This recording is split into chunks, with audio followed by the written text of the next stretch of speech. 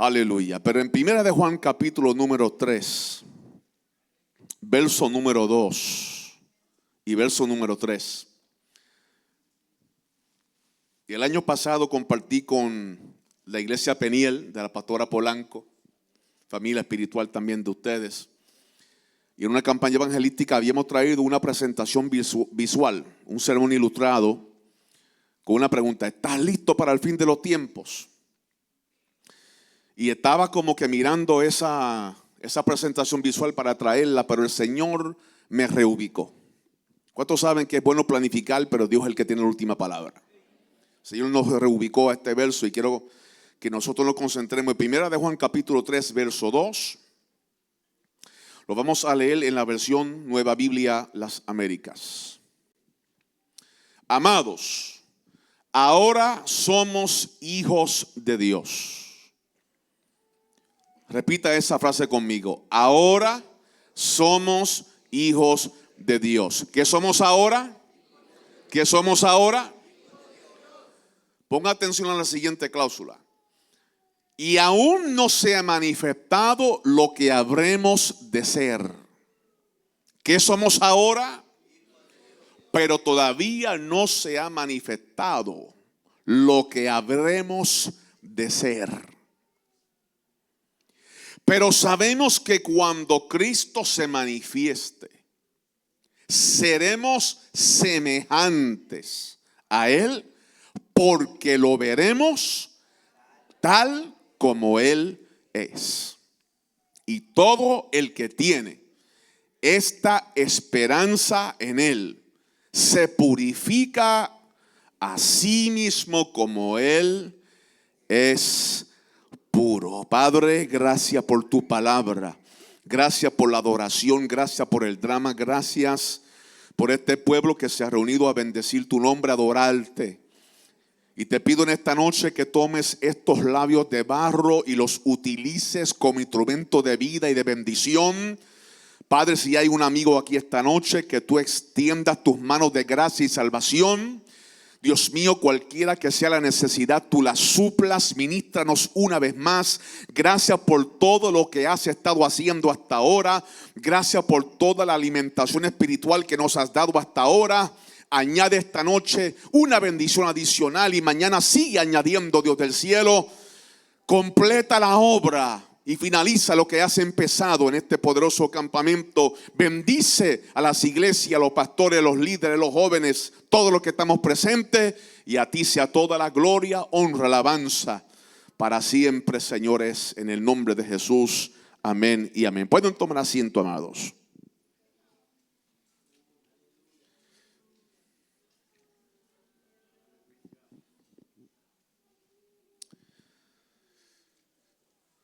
Como dije, hermanos, estaba meditando en hacer una presentación visual acerca de unos datos recientes y ocurrencias recientes que dan a entender que vamos caminando paso a paso hacia el tiempo final. Eso se llama en el estudio de la Biblia escatología. El estudio de las últimas cosas o de los eventos finales. Y es algo que cuando uno empieza a estudiarlo, como que captura la conciencia, captura el corazón, captura la mente. Cuando uno se pone a leer la Biblia se da de cuenta que las cosas que estamos viviendo y experimentando ya fueron profetizados de antemano por los profetas. Fueron señalados por los apóstoles y que en sí la vida humana es como un ciclo repetitivo, que cosas que estamos viendo hoy en el pasado también ocurrieron. Lo que pasa es que no había redes sociales ni tecnología para poder filmar y grabar. Salomón dijo en Eclesiastés que no hay nada nuevo debajo del sol. Ahora, en este asunto de la escatología hay unos extremos que debemos de tratar de evitar. Porque Dios es veraz y su palabra es veraz. Pero en manos de gente como nosotros, que somos carne y huesos, que nos equivocamos, que somos falibles, a veces las cosas del Señor las podemos sobreenfatizar o exagerar o malinterpretar o mal aplicar y tenemos las mejores intenciones, pero usamos los peores de los métodos. La escatología en las manos de algunos se ha convertido en espantología. ¿Y qué es espantología? Espantología es utilizar la profecía bíblica y los eventos finales y su estudio como un instrumento de terror y de pánico. Y si usted, al igual que yo, fue criado en el evangelio, en el contexto de criarse en un hogar cristiano y criarse en el ambiente de la iglesia, especialmente el entorno pentecostal, a veces los sermones bien intencionados y los estudios bien intencionados y los himnos y todo bien intencionados, lo que hacía era como que amenazar en cierta forma a la audiencia. Ven a Cristo, conviértate o el diablo te va a llevar. Y es una verdad. Pero si no se sabe explicar de una manera correcta, con amor y compasión y misericordia, estamos asustando a la gente para que vengan a Cristo en vez de presentar a aquel que entregó su vida por amor para dar salvación a cada uno de nosotros y reconciliarnos otra vez con el Padre. Ven a Cristo, porque si no te vas a tener que cortar la cabeza en la gran tribulación. Y vas a ser partícipe de las bombas de hidrógeno y las bombas atómicas y nucleares. Y vas a vislumbrar X cantidad de cosas. Y cuando yo era pequeño en el 89, el anticristo iba a provenir del mercado común europeo. Esa era la convicción de los escatólogos del tiempo en aquel entonces. Más luego vino Perry Stone, tremendo hombre a quien yo respeto, pero transmitió la idea de que en su posición escatológica el anticristo va a venir del Islam. Y otros piensan de una manera, de otra. Ven a Jesús, porque si no te espera el lago de fuego. Todas estas son realidades, hermano, pero la Biblia no debe de ser un utensilio de espanto y de terror. ¿De que debe causar temor y reverencia? Seguro que sí. Pero el problema es que cuando caemos en la espantología, estamos amenazando a la gente que vengan a Cristo por razones que muchas veces no son sostenibles a lo largo de la experiencia de fe. Porque alguien puede hacer una decisión emocional de momento porque tiene miedo. Pueden venir y pasar al frente, levantar las manos, repetir la oración del pecador porque no quieren que algo malo le suceda. Entonces se convence de que tengo que venir al Señor para recibir cosas buenas, para evitar cosas malas. Y cuando se encuentra con la realidad que sirviéndole al Señor te suceden cosas malas como quiera. Viene la enfermedad como quiera. Nos suceden tragedias como quiera. Nos pasan problemas como quiera. Se desilusionan porque pensaban que venían al Señor para escapar de lo malo y se encuentran que aún estando en el Señor las cosas malas suceden. Por eso tenemos que tener cuidado cómo evangelizamos. Sí creemos que Él viene, pero no debemos de utilizar la profecía como instrumento de espanto y de terror. En cualquier cosa, si hablamos de las cosas que han de venir, que caiga convicción en la gente que el Dios misericordioso también es justo y tiene el derecho como creador de aplicar disciplina y juicio a una humanidad perdida y rebelde. Y que para eso envió al Hijo de Dios. Para eso envió su Hijo, para que todo aquel que en Él crea no se pierda, mas tenga la vida eterna y sea reconciliado por amor con el Padre y tenga vida para siempre en la presencia del Creador. Pero hay otra parte. También a veces el estudio de las cosas finales se convierte en estancología. Le voy a definir lo que es estancología. Estancología, estas son palabras hábiles, ¿sabe? Palabras hábiles. Estancología es utilizar la profecía bíblica y el estudio de la misma para justificar el estancamiento. Y yo le puedo hablar de esto. Yo me acuerdo, no voy a decir el nombre del predicador, famoso predicador, tremendo hombre de Dios, respetamos su legado.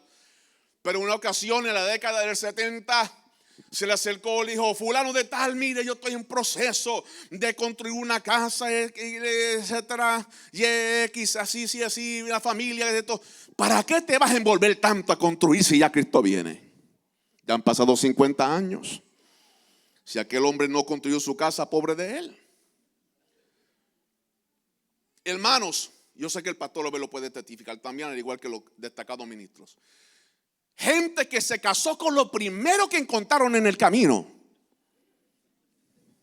¿Sí o no? Malas decisiones.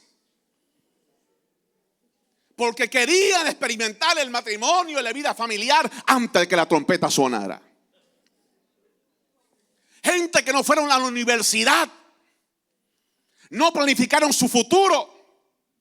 Y los otros días bromeando le dije a una persona: yo quiero pedir un reembolso a mis maestros de escatología. Me dijeron que los íbamos a ir y ya está apareciendo me encontré un cabello blanco los otros días aquí en la parte derecha de mi cabeza. En 2 meses más cumplo 47. Y yo pensaba que ya íbamos a estar lejos de aquí. No estoy minimizando el hecho de que el Señor retorna. Estoy más convencido que nunca que habrá una intervención divina de parte de Dios, y conforme a la Escritura es el retorno de su amado Hijo. Lo que quiere que nosotros despertemos y utilicemos la prudencia de que la iglesia tiene una obligación evangelística, pero no por miedo sino por amor, porque el perfecto amor echa fuera el temor. Y a la misma vez, en lo que Él viene, mire la actitud de Jesús. Cuando hablando de la parábola de los siervos, dijo lo siguiente: bienaventurado el siervo que cuando su Señor venga le halle haciendo así. Él quiere que estemos ocupados en los asuntos del reino. Él quiere que estemos activos evangelizando y discipulando. Él quiere que estemos activos en la oración, activos en las actividades familiares, activos en todo aquello que exalta su nombre y ensancha las estacas del reino. O sea, quedarse con los brazos cruzados o las piernas cruzadas. Él viene, Él viene, Él viene. Él viene, Él viene, Él viene. No te preocupes, Él viene. No hagas nada, Él viene. No te ejercites, no planifiques. Y a veces ministerialmente se nos desanimaba en el pasado. No hagas planes de 5 años, no hagas planes de 10 años, no planifiques para el futuro porque ya Él viene. Y ya pasaron 5, 10, 15 años y gente que pudieron haber logrado más, alcanzado más para los asuntos de Dios, se estancaron porque la escatología la convirtieron en estancología. Son extremos. Y no somos nosotros los únicos que somos propensos a eso. Los mismos discípulos, cuando Jesús asciende al cielo, se quedan observando el escenario del ascenso del Señor. Y aparecen 2 ángeles a su lado. Varones Galileos, ¿qué hacéis mirando al cielo? Este mismo Jesús, a quien habéis visto ir, vendrá a sí mismo como se ha ido. Y fueron estimulados, pero ellos tenían una obligación: váyanse a Jerusalén y esperen allí el descenso del Espíritu Santo. Porque eso era el objetivo final de Jesús. Recibiréis poder, me seréis testigos en Jerusalén, Judea, Samaria, hasta el último de la tierra. Ahora, hay algo que yo quiero que nosotros nos demos de cuenta en esta noche. Que entre que Jesús venga por nosotros, hay unos procesos espirituales que se supone que ocurran en ti y en mí. Y si estas cosas que vamos a hablar en esta noche no han ocurrido o no están ocurriendo en nosotros, tenemos un problema. Porque el diseño de Dios es que estas cosas que vamos a hablar ocurran para que cuando Él venga no nos encontremos como estas vírgenes, tratando al momento final de buscar aceite, sino ya están listos, apercibidos y habiendo pasado los procesos necesarios para que cuando Él aparezca en un abrir y cerrar ojos, esto corruptible sea transformado en algo incorruptible.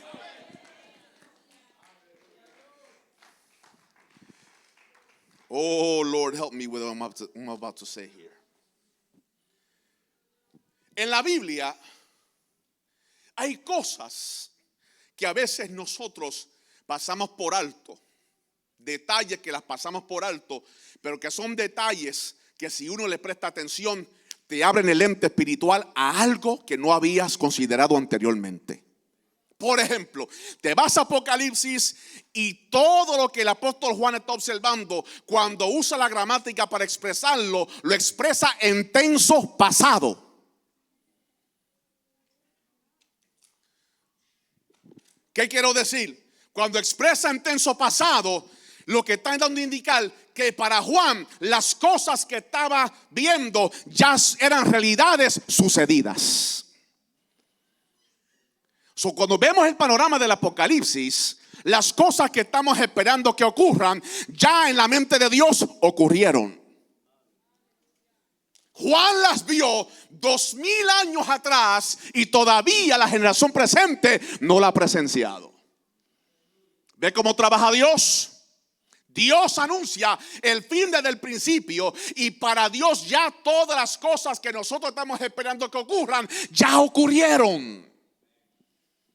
Y en ese contexto, hermanos, no me vaya a lanzar piedras, pero usted está esperando que Cristo venga cuando ya Él vino.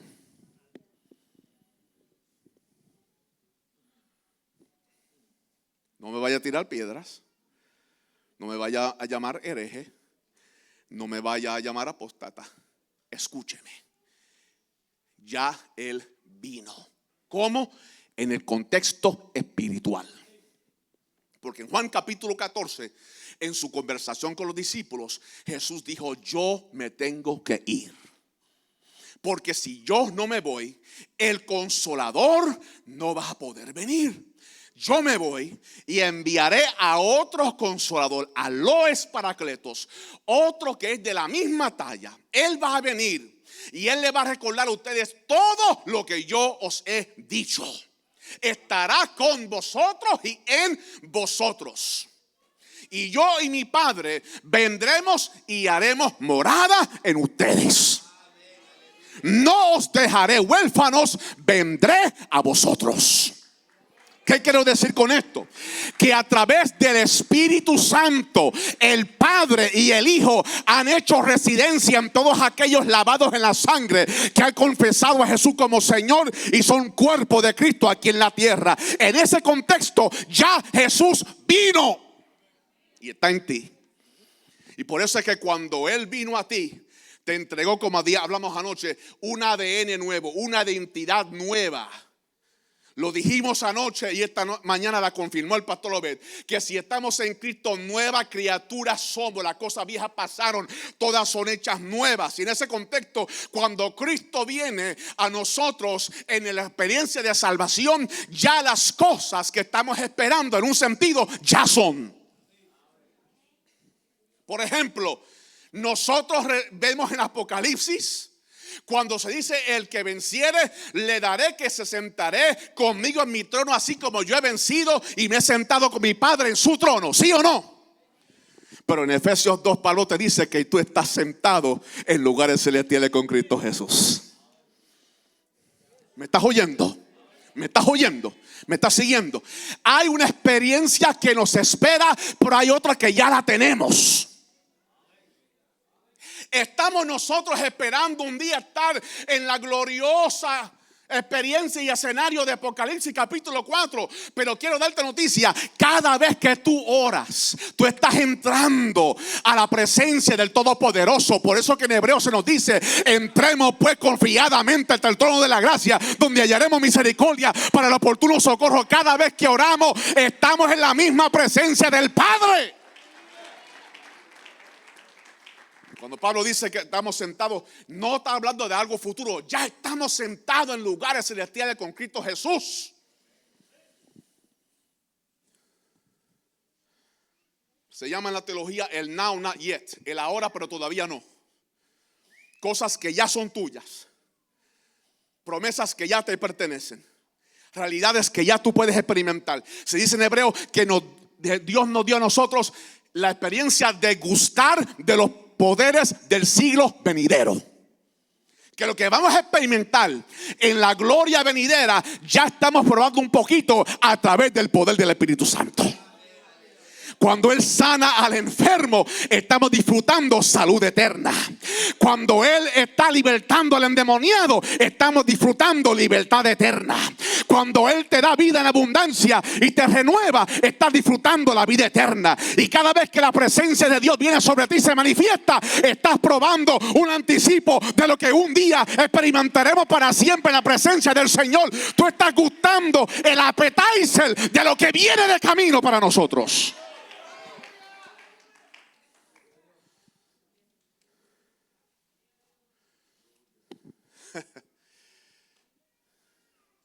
Note la gramática de Jesús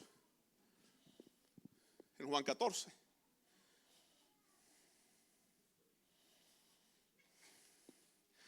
Voy pues a preparar lugar para vosotros, para que donde yo estoy, vosotros también. ¿Dónde estaba Jesús en Juan 14? Estaba en la última cena.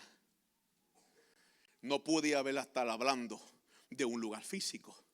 Estaba hablando de una dimensión, la cual Él ya tenía, que le esperaba a los discípulos que fueran fieles. Él lo dijo para que donde yo esté, dijo donde yo estoy. Estando en la tierra, Jesús tenía conciencia de su divinidad, que estaba físicamente en tiempo y espacio sujeto a las leyes naturales de esta vida, pero la conciencia divina y espiritual, Él estaba con el Padre, y era ahí la promesa que le daba a sus discípulos: donde yo estoy, un día ustedes también van a estar. Mis amados hermanos, hay algo que nos espera, pero no pierdas de vista que hay algo que ya tú puedes disfrutar en el presente, en el aquí y el ahora. Tú puedes disfrutar el anticipo de lo que te espera en la eternidad. Por eso Pedro dice que hemos sido hechos participantes de la naturaleza divina. La naturaleza divina de Dios está en ti por medio del Espíritu Santo. Lo voy a repetir.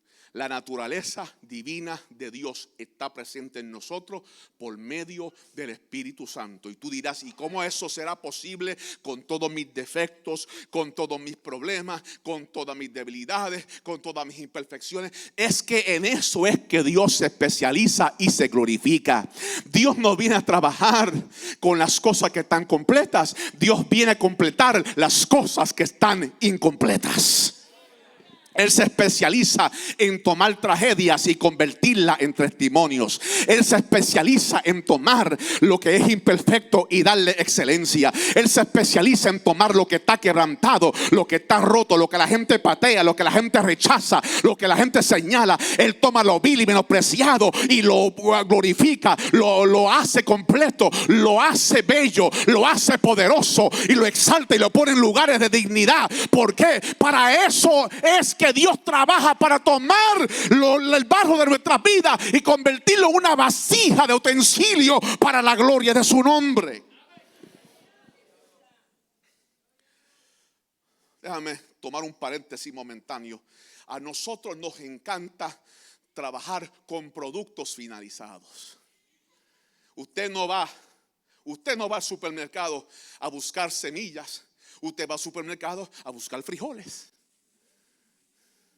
a buscar bananos, a buscar elote, a buscar productos finalizados. Nadie va al supermercado casi para decir: déme una semilla para yo ir a sembrar, para que unos cuantos meses después que yo exponga esta semilla al sol en buena tierra y con un poquito de agua, finalmente empieza a salir. No, buscamos productos finalizados que a otro le costó poder traernos. Y en la iglesia, aunque usted no lo crea, no hablo por todos, pero a ustedes se los digo, que en la iglesia a veces tomamos la misma actitud. Queremos los predicadores graduados, con el buen verbo, con la buena oratoria, con una unción que echa fuera legiones de demonios. Pero el que está comenzando no lo queremos oír.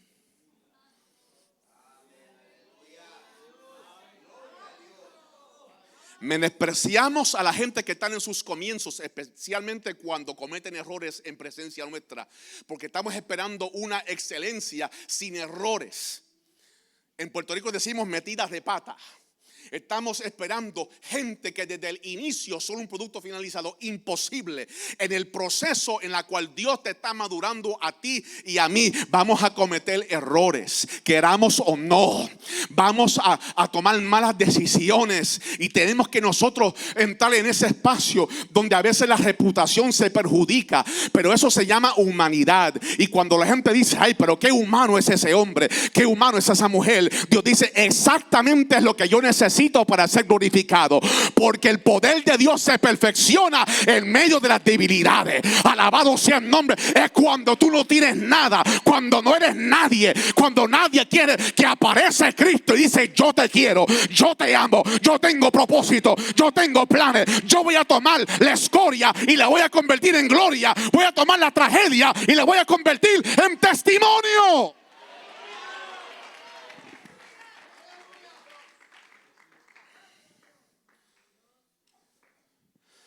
Quiero recordarte que Dios no trabaja con microondas. Dios todavía cocina al fogón.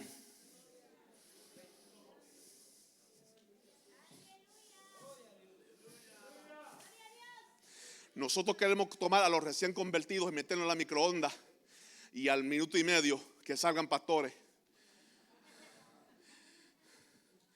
evangelistas, misioneros, cualquier clasificación que usted le quiera poner.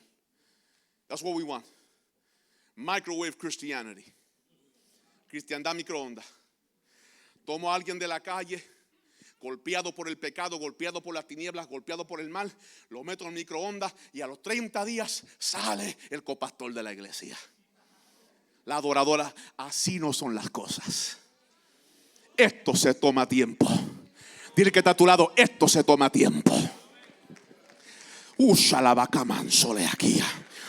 Dios te toma a fogón y te cocina con fuego lento y va procesando tu carácter y tu personalidad, removiendo las cosas que no hacen falta y añadiendo las cosas que hace falta. Y eso se toma años, a veces se toma décadas, y la gente dice no sucederá, y la gente dice no, pero lo único que tú tienes que decir, no pelees con ellos, no tomes venganza, no guardes rencor. Dile, espera un poco de tiempo para que tú veas lo que Dios va a hacer. Espera un poco de tiempo, que todavía el final no se. You haven't seen the last of me yet. You have not seen the last of what God is going to do in my life. You can cancel me, get me off of Facebook if you want, but you haven't heard the last. God is still doing something with my life. Dios todavía está haciendo algo conmigo.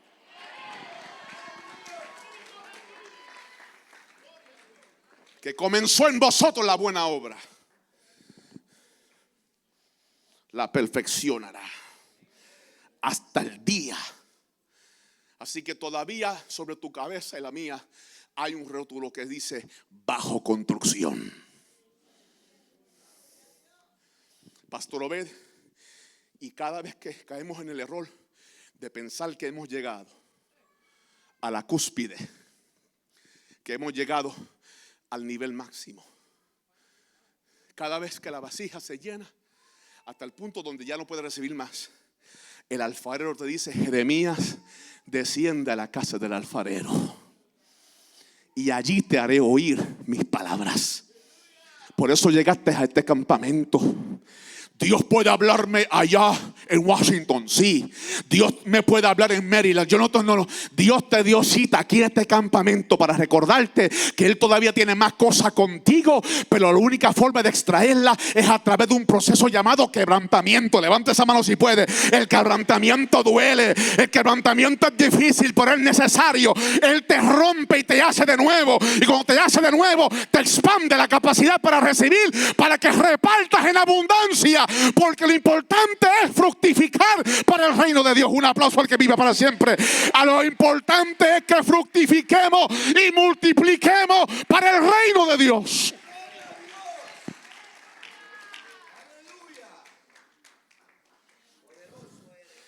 No soy mucho de compartir experiencias personales,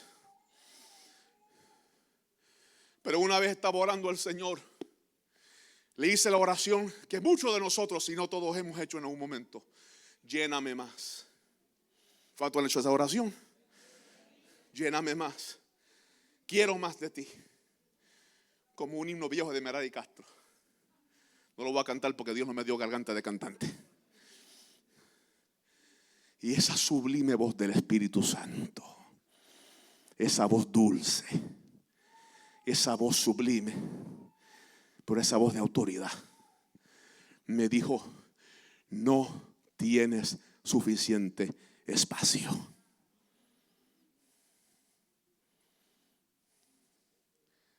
Y yo dije: ¿y ahora qué? Me dijo: te voy a quebrar y te voy a hacer otra vez. Y cuando te haga otra vez, voy a ir ensanchando y vas a tener más espacio para recibir más, para que puedas repartir más conforme a mi voluntad.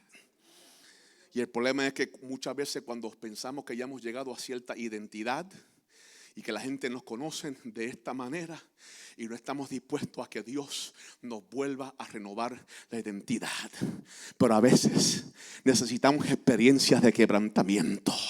Ahí está Jacob siendo, aleluya, recibiendo los olores de su hermano Esaú que venía de camino.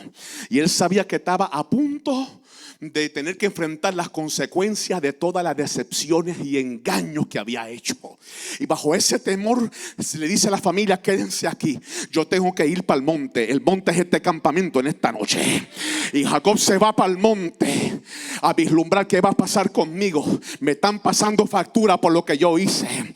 Y entonces aparece un varón y empieza toda la noche a luchar. Usted conoce la historia, pero de momento cuando el varón le toca aquí en la cadera, Jacob siente, dice: no te dejaré si no me bendices. Entonces el proceso finaliza, usted conoce la historia. Pero ¿qué le dice aquel ángel? Le dice: ya no será más tu nombre Jacob, será tu nombre Israel, porque has luchado con Dios y con los hombres y has vencido. Aleluya. Jacob subió, pero el quebranto hizo extraer a un Israel. ¿Alguien me está escuchando? Un Abraham le cree a Dios, pero cuando él procesa, Dios Abraham ahora es un Abraham. Un Oseas se para al lado de Moisés, pero cuando el proceso se hace vitante en su vida, entonces sale un Josué. Un Simón llega donde Jesús, pero después se convierte en un Pedro. Un Saulo de Tarso llega a Jesús y ahora es un Pablo. Hace falta una renovación de identidad mediante el quebrantamiento.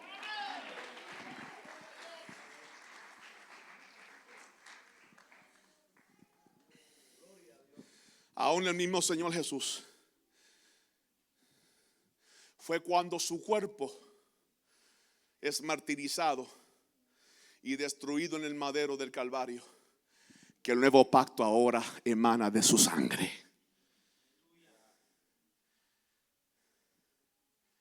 Mataron su humanidad y lo que hicieron fue manifestar su divinidad. Salió perdón, misericordia, redención, salvación, vida eterna, Espíritu Santo, sanidad, liberación, resurrección, reconciliación. Todo eso por el proceso de quebrantamiento. Y ya no lo iban a conocer como el hijo del carpintero, ahora lo iban a conocer como el Hijo de Dios. Emmanuel, Dios con nosotros. Hermanos, toque el que está a su lado, aunque se ponga triste, dile: hace falta quebrantamiento. Duele.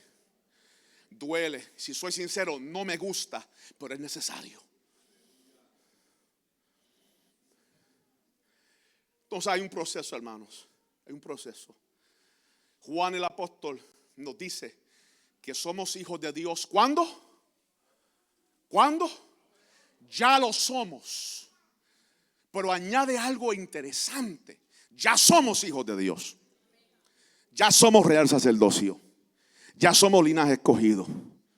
Ya somos pueblo peculiar, llamados para anunciar las virtudes de aquel que nos llamó de las tinieblas a la luz admirable. Somos la justicia de Dios. Somos los santos. Somos los redimidos. Somos los elegidos, los escogidos. Somos la novia del Cordero. Somos el cuerpo de Cristo.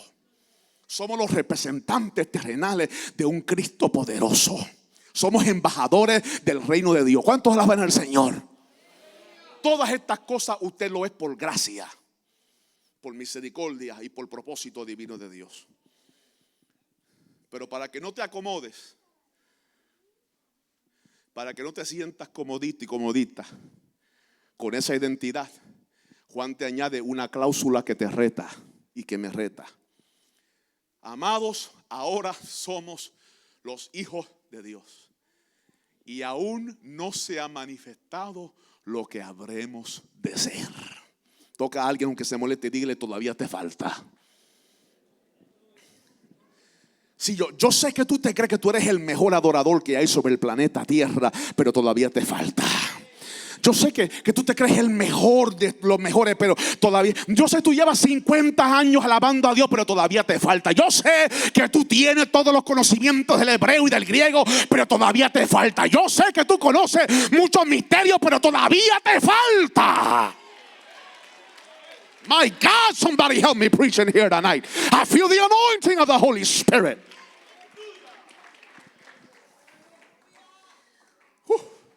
Segunda Corintios capítulo 12.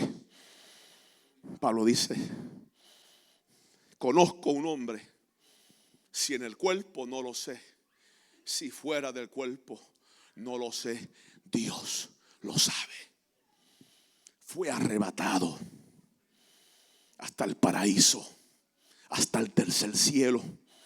Oyó palabras que no les es dado al hombre expresar. ¿Se acuerda?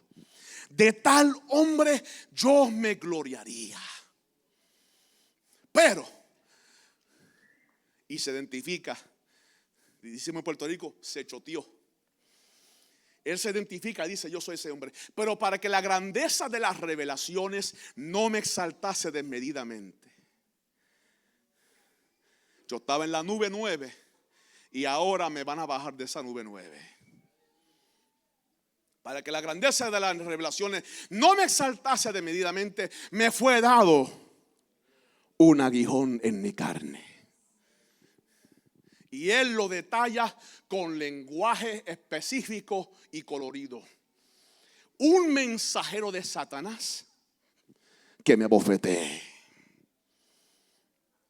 Respecto a lo cual le he rogado 3 veces al Señor que lo quite de mí. Y él me dijo: bástate mi gracia, porque mi poder se perfecciona en la debilidad. Entre paréntesis, usted nota que yo no estoy leyendo la pantalla. Se llama memorizar la Biblia. Hágalo.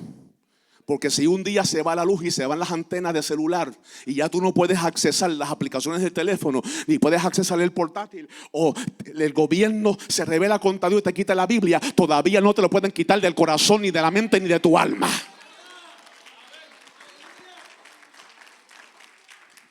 Ahora, entonces, Dios le permite a Satán que le meta una buena bofetada a Pablo. Y a veces lo que algunos de nosotros necesitamos es una buena bofetada. Decimos en Campo Adentro, una buena garnata. ¿Se acuerda de eso, pastor? Que a veces sentimos que estamos en la nube 9. Sentimos que ni el enemigo de las almas nos puede hacer ningún nada. Sentimos que somos la cuarta persona de la Trinidad.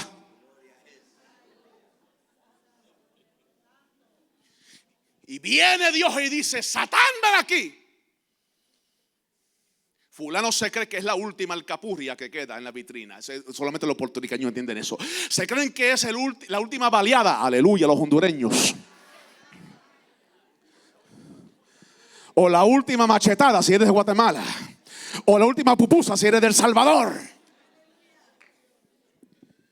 Vete y métele una buena bofetada, para que se acuerde que a mí es la gloria, a mí es la honra, a mí es la alabanza.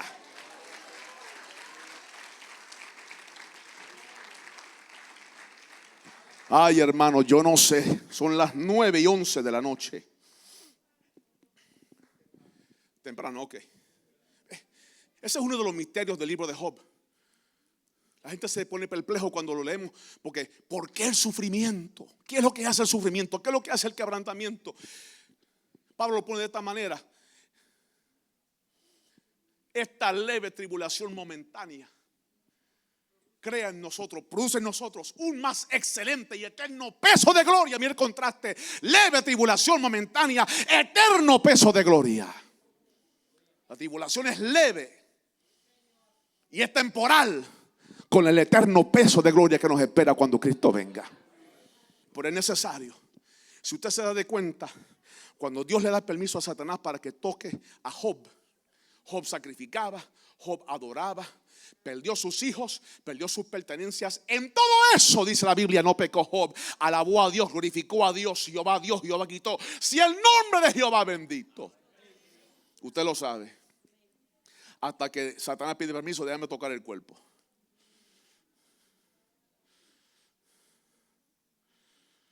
Y ahora que se está rascando con un tiesto, ahora empieza a cuestionar a Dios. Yo he sido íntegro, ¿por qué tú permites esto? Lenguaje del siglo XXI. Yo me congrego todos los servicios de la semana, ¿por qué tú me permites esto? Predico tu palabra, te adoro, te alabo, me desvivo por tus asuntos, ¿por qué tú permites esto?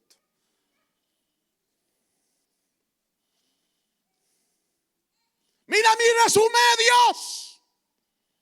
He resistido las tentaciones, he resistido las pruebas, he padecido por tu nombre. ¿Por qué tú permites esto? Esto es injusto. This is not fair. Why do bad things happen to good people? Y ahí vemos que en Job había un elemento que Dios quería tratar. Y era el elemento, aunque usted no lo vea, el elemento del orgullo. Que su espiritualidad lo había llevado a una clasificación de sí mismo como que no merecía que nada malo le sucediera. Y esto nunca es por obras para que nadie se gloríe. ¿Me estás escuchando en esta noche? Esto nunca, ni en el Nuevo ni en el Antiguo Testamento. La gracia de Dios permea desde las primeras páginas de la Biblia. Desde el huerto del Edén, donde Adán y Eva merecen muerte. Y Él dice: no te preocupes, yo voy a arreglar este problema después. Pondré enemistad entre tu simiente y la simiente de la serpiente. Ella te va a herir en el calcañal, pero tú le vas a herir en la cabeza. Desde el inicio, la gracia de Dios es lo que permea por toda la Biblia. Y cuando Dios aparece en el torbellino, el capítulo 38, Job, ven acá, tú has hecho muchas preguntas, ven acá, contéstame las mías. ¿Dónde estabas tú cuando yo puse los fundamentos de la tierra? ¿Dónde estabas tú cuando yo coloqué las estrellas en sus órbitas? ¿Dónde estabas tú? ¿Dónde estabas tú? Entonces cuando Job se da cuenta, dice: de oídas te había oído, ahora mis ojos te ven. Por lo tanto me arrepiento en polvo y ceniza. Dios extrajo humillación de parte de un hombre quebrantado. Y eso es lo que Dios quiere de nosotros. A veces tiene que permitir las cosas para que nosotros alcemos la mirada y nos demos cuenta de Jehová es la gloria, el poder, la honra, el reino. Todo le pertenece a Él. Toda rodilla se doblará, toda lengua confesará que Jesús es el Señor, para gloria de Dios Padre. Esté lejos de mí gloriarme, sino en la cruz de nuestro Señor Jesucristo, por el cual el mundo me ha crucificado a mí y yo estoy crucificado a ese mundo. ¿Puedo seguir? ¿Puedo seguir? La mayoría vota y dice sí. Apunten la moción por ahí. Aleluya. Ok. Vamos a predicar entonces. Eso se llama una broma pentecostal. Cuando Cristo venga, Él va a finalizar la tercera parte del proceso que se llama teosis. ¿Qué es teosis, hermano Joel? Teosis es un concepto que describe el proceso de transformación espiritual, a través del cual el humano participa en la naturaleza de Dios y incrementa su semejanza a Cristo. No convirtiéndose en Dios, pero siendo unido a las energías divinas mediante la gracia de Dios en él y en ella. Es un proceso de transformación. Y es lo que Juan está describiendo, que ya tú y yo somos hijos de Dios, somos hijas de Dios, pero todavía no se ha manifestado lo que Dios al final quiere que tú seas. Y el proceso lo comenzó el día que te convertiste y lo va a finalizar en el día de Jesucristo.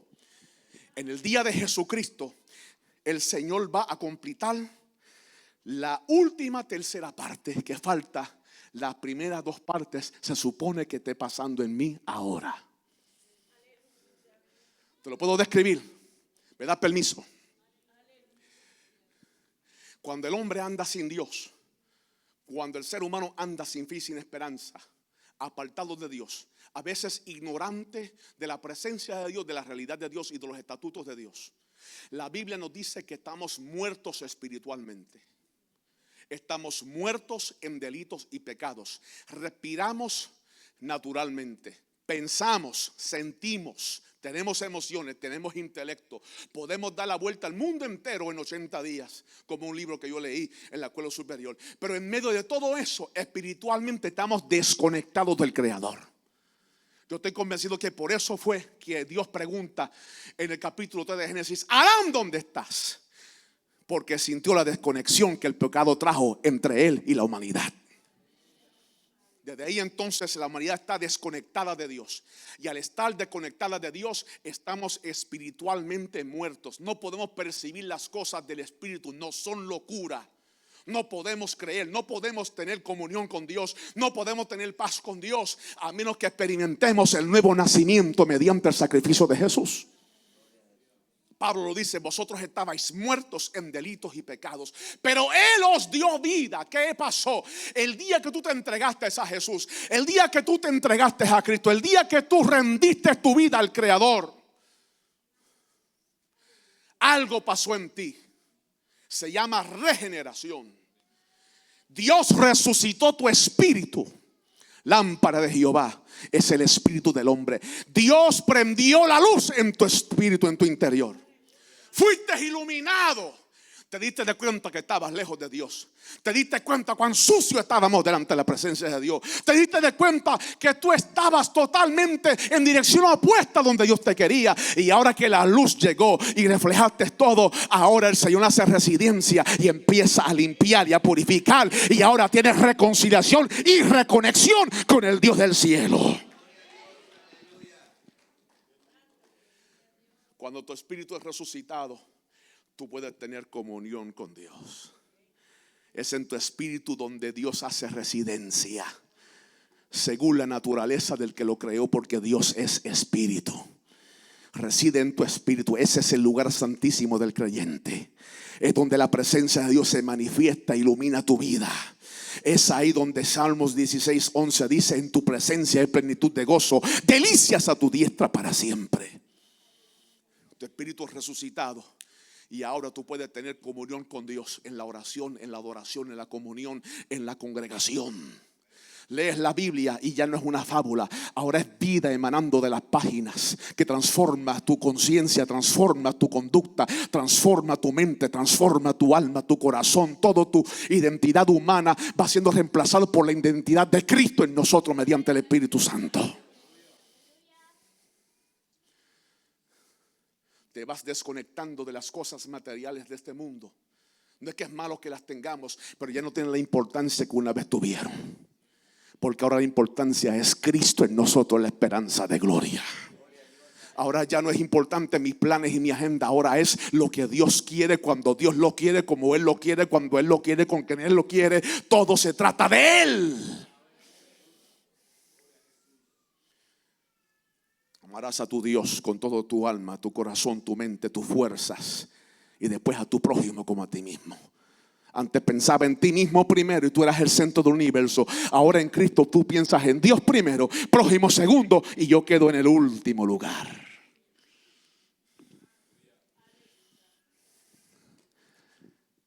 Y cuando tú estás en Cristo, ahora tu espíritu está resucitado. Y Dios está ministrando. Y es como las computadoras. El Espíritu Santo te da downloads. Se llama rema. Se llama iluminación. Se llama ministración. Estás orando y la voz del Espíritu Santo te susurra. Aún en las cosas que tú dices, ¿en eso Dios se manifiesta? Sí, en eso Dios se manifiesta. Yo nunca me voy a olvidar un diciembre de 1994. Vuelvo y repito, no es que estoy viejo, es que soy clásico. Yo tenía 16 años de edad, Pastor Obed, y una noche a las 11 de la noche estaba arrodillado en mi cama hablando con el Señor. Y yo estaba pasando esa etapa que casi todos los jóvenes pasan, llamado la etapa de picaflor. ¿Alguien entiende lo que estoy hablando? Me enamoraba de todo lo que caminaba. Es una etapa que le pasa a la juventud. Pero ¿sabes algo? Aún en eso Dios tiene que ser el primero en mi vida y en la suya. Porque nosotros podemos herir los sentimientos de gente que son creados a imagen y semejanza de Dios. Y abrir puertas en el mundo espiritual. Y puertas para que esas inclinaciones de la carne nos lleven a lugares donde Dios no quiere que nosotros vayamos. A los 16 años de edad, a las 11 de la noche, yo me arrodillo y estoy orando. Y yo estaba como que hablando con una de las jóvenes de la sociedad. Y el Espíritu Santo me dice: para lo que estás haciendo.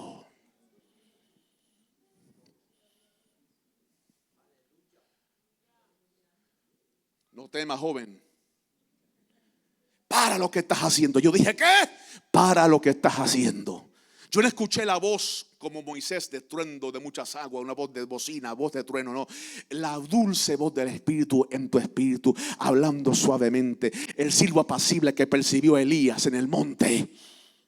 Para lo que estás haciendo. Yo dije, ¿por qué? Y él me dijo, no te tengo que explicar el por qué.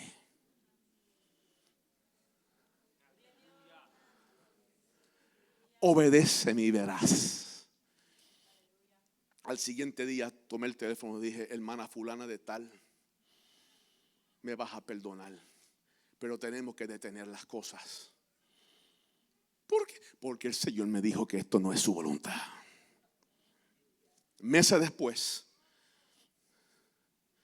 yo vi las cosas como en la luz del día, al mediodía, y dije, gracias, papá. Ahora entiendo por qué tú me diste la orden. Y Dios la bendiga, es una hermana tremenda y tiene una familia hermosa. Dios la bendiga donde quiera que esté.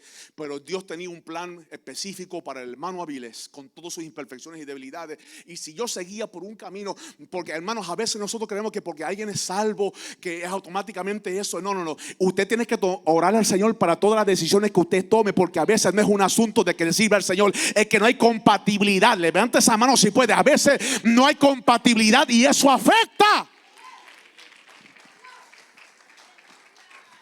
El que está en el Espíritu ora por las decisiones que tomas. Y cuando no oras, tomamos malas decisiones que nos afectan en el presente y nos afectan en el futuro. Y todo hemos pasado por ahí. Ahora, ¿qué sucede? Que cuando ya tu espíritu queda resucitado, ahora eres renovado y ahora tienes contacto con Dios y eres residencia espiritual, se supone que algo pase en tu alma. El alma es el asiento del intelecto, las emociones y la voluntad. Y se supone que todo eso que yo estoy recibiendo en el espíritu, cuando levanto las manos y adoro, y cuando canto, y cuando oro, y cuando ayuno, y cuando vigilo, y cuando escudriño la escritura, y cuando me congrego con mis hermanos, todo eso espiritual que sucede, se supone, diga conmigo, se supone. Otra vez, se supone. Se supone que haga un efecto en mi alma. Pero ¿cuál es el fenómeno que a veces surge en nuestros círculos de avivamiento? El fenómeno es que con toda la oración, que con todo el ayuno, que con toda la adoración, que con todas las lenguas, que con todos los milagros, que con todos los dones, todavía hay a veces que el alma se resiste a la obra espiritual que Dios está haciendo en nosotros. Y uno de los fenómenos grandes de la actualidad es que la gente se siente satisfecha entendiendo los asuntos de Dios. Y tenemos unos fenómenos hoy en día que se sienten que agradan al Señor porque entienden los conceptos de la teología.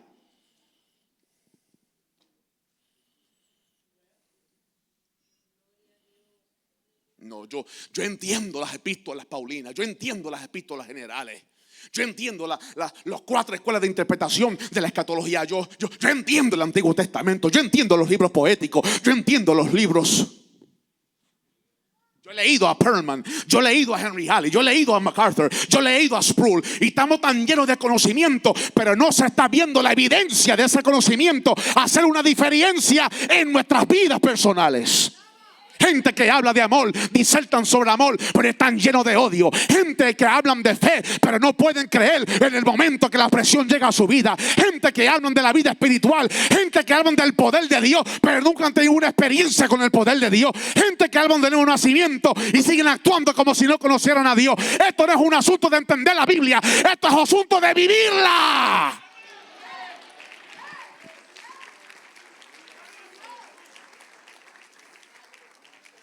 Aquí no hay seguro social espiritual.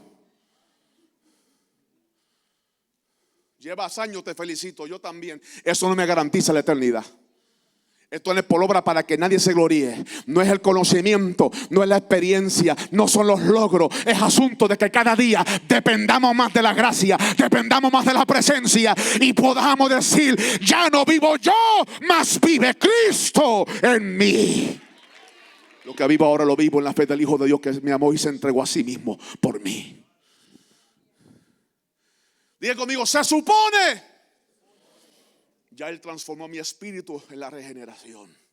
La reactivó, la resucitó, la hizo capaz de conectar para que adoremos en el Espíritu, oremos en el Espíritu, andemos en el Espíritu, vivamos en el Espíritu, cantemos en el Espíritu. Pero ¿qué pasa con el alma? A veces es que el filtro que conecta del espíritu al alma está tapado.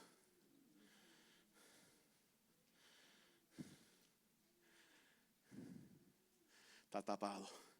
Y todo lo que recibimos en el espíritu no se canaliza al alma. Y cuando no se canaliza al alma, yo sigo pensando de la manera que piensa el que no tiene revelación divina.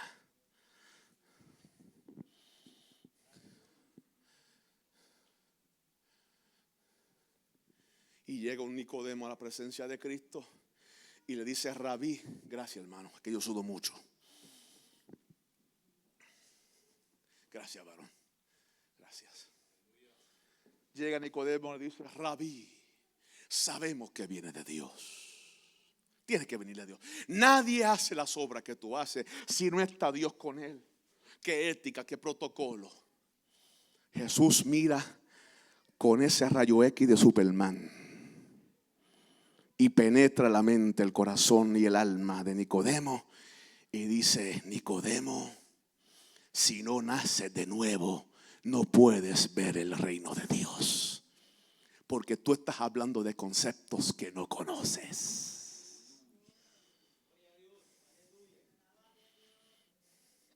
Tú estás disertando y explicando cosas que tú nunca has experimentado, Nicodemo. Esta dimensión que tú estás deseando y de la cual tú estás disertando, tú no has entrado en ella todavía.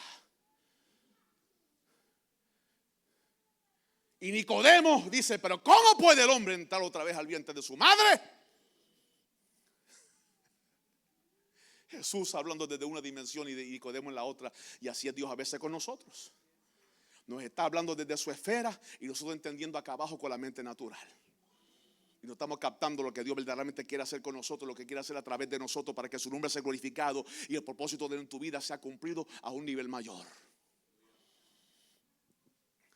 Cuando el filtro está tapado, pensamos todavía con la mente. Estamos como Judas Iscariote. Ahí está una mujer delante de la presencia de Jesús, derramando lágrimas, y con esas mismas lágrimas lavándole los pies al Señor, y después con su cabello está secándole los pies al maestro, derramando perfume que costaba casi el salario anual de la gente promedia del día.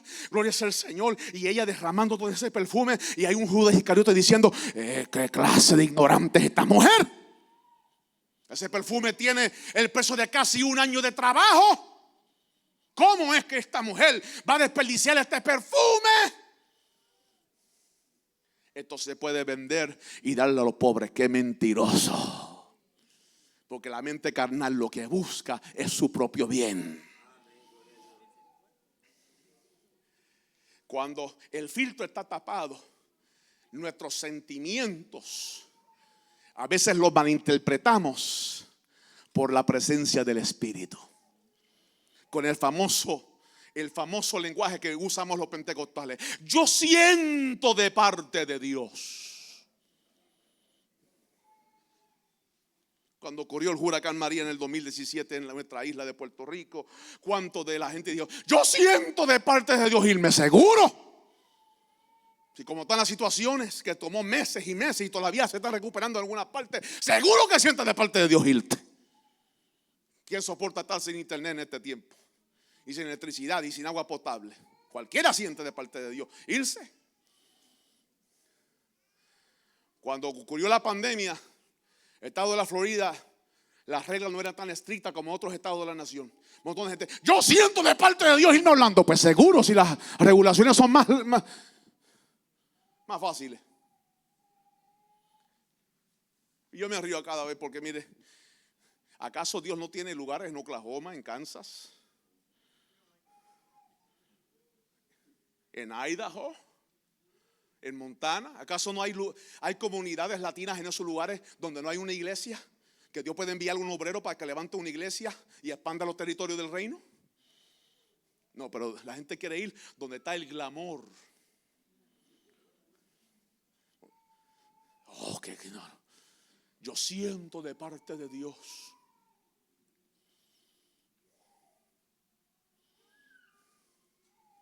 Un campamento así como este en el 1999, recuerdo una jovencita que salió profetizándole a una pareja de novios que estaba allí. A toda boca: no es mi voluntad. No es mi voluntad. Y yo estaba bastante joven para aquel tipo, me dio la cabeza y dije: ay, Dios mío, y ahora me toca bregar con esta situación. La joven era de mi directiva. Ellos empezaron a llorar, Pastor Balmore. Usted sabe cómo es lo que es. La gente hace la cosa y uno tiene que quedarse arreglando las situaciones.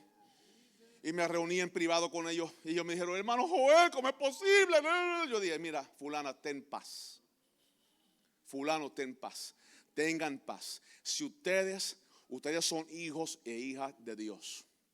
Todo el que es creyente, lavado en la sangre, tiene acceso a la presencia de Dios.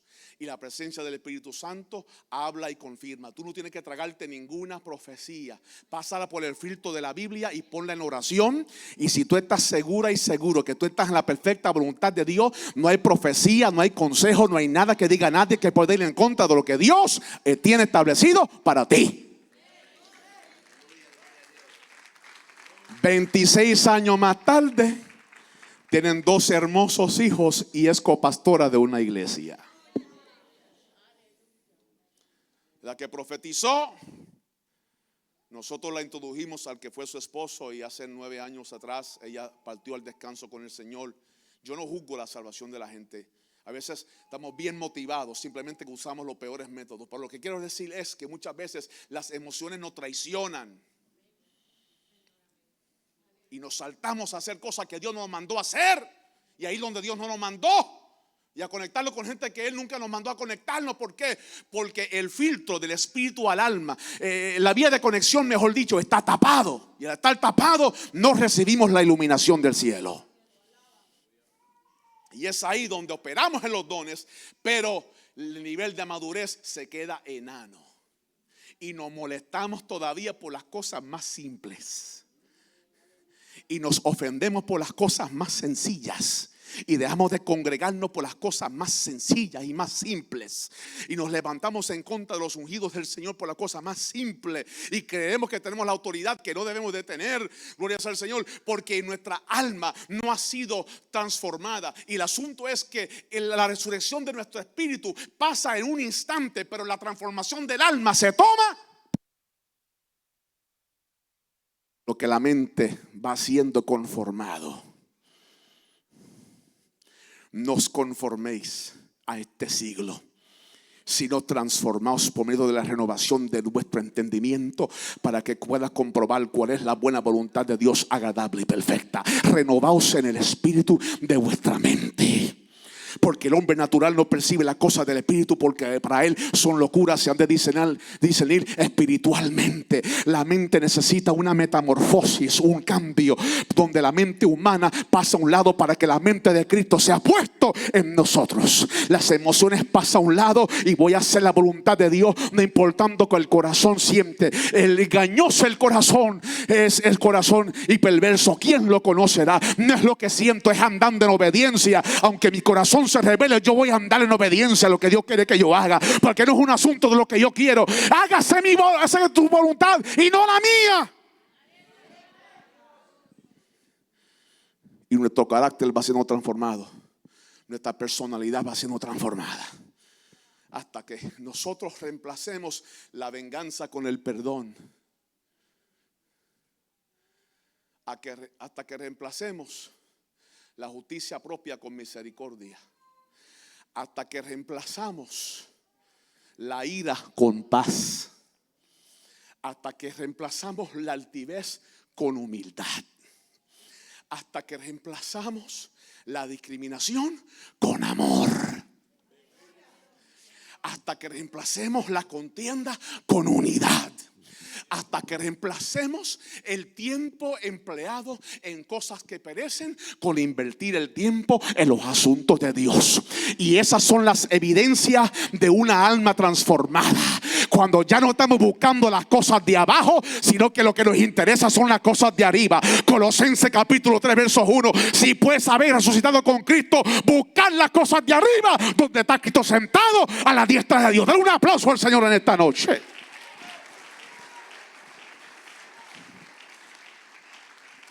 Yo no sé de ustedes, hermanos, pero me preocupa. Me preocupa grandemente las cosas que estoy viendo en estos tiempos. Me preocupa grande manera, hermanos, porque a veces no es que yo quiero transportar el pasado al presente, pero me preocupa cuando yo no veo el hambre que una vez yo veía en la gente para buscar al Señor. Yo recuerdo años atrás, estábamos desde las 6 de la mañana hasta las 11 de la mañana en el altar llorando. Nos salían los mocos, alábalo si puede, aleluya, pidiendo: lléname del Espíritu Santo, lléname del Espíritu Santo, lléname del Espíritu Santo. Pasábamos noches enteras buscando la presencia del Señor, toda la noche, de la medianoche a las 6 de la mañana orando: lléname del Espíritu Santo, úsame en los dones, úsame en el poder. Y hoy en día la gente pasa 8 horas en las redes sociales, 8 horas en el televisor, 8 horas en el recreo. Eso no es malo, hay que volver todavía al poder, a la búsqueda, a la pasión, al hambre por la presencia de Dios.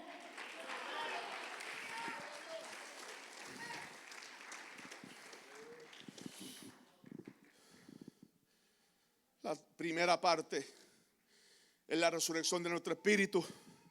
La segunda parte es la evolución de nuestra alma, nuestra conformación a la imagen de Cristo. Romanos 8. Fuimos predestinados para ser hechos conformes a la imagen de su Hijo. Que de alguna manera tú y yo, sí, usted y yo, con todos los retos que tenemos, con todos los desafíos, con todos nuestros defectos, de alguna manera reflejemos a Cristo. El carácter de Cristo se refleje de alguna manera en cada uno de nosotros. Cuando esa transformación ocurre en el espíritu y ocurre en nuestra alma, mientras vamos desarrollándonos en Él y entrando en Él y Él en nosotros, Él teniendo más de mí y yo teniendo más de Él, hasta que yo desaparezca. Y es cuando yo desaparezca que entonces Él aparece. Es cuando yo me salgo del medio que entonces el Señor se glorifica. Cuando Cristo venga, oiga bien, para finalizar, lo único que va a faltar por transformar el cuerpo. Las primeras 2/3 partes, el espíritu y el alma, es ahora en este tiempo y espacio de nuestro peregrinaje aquí en este mundo, donde el Señor va transformando mientras usted le dé lugar. Cuando Él venga, lo único que hace falta transformar es este cuerpo de nuestra humillación, que Él la transformará en un abrir y cerrar de ojos.